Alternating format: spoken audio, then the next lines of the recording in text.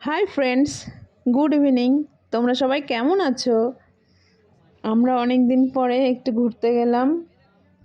দিদির সঙ্গে অনেক দিন পরে দেখা হলো। যে আমার সোনাটা, সোনা মা, আমি আর আমার দিদির ছেলে, একটু হাই করো। আর আমার দিদি, মামার মেয়ে, আমরা এই চারজন অনেক দিন পরে একটু দেখা হলো। দিদি বললো চল একটু রেস্টুরেন্টে যাই, একটু কিছু খাওয়া দাওয়া করি। গেলাম। দেখো আমার সোনামাটা লবণ খাচ্ছে আর হাসছে, দেখো দুষ্টু। সোনা বাবাটা হাই করছে, দিদিও হাই করছে। আমরা খাবার অর্ডার করলাম।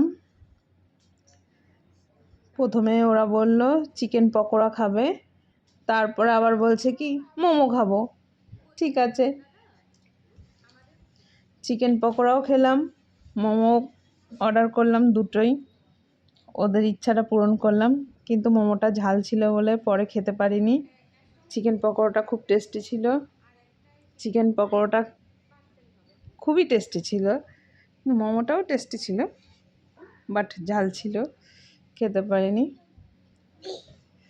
বাচ্চাগুলো তো খেতেই পারিনি। আমি আর দিদি খেয়ে পরে বললাম পার্সেল করে দাও, বাড়ি নিয়ে যাব। চিকেন পকোড়াটা খুব টেস্টি ছিল, দেখো তোমরা একটু।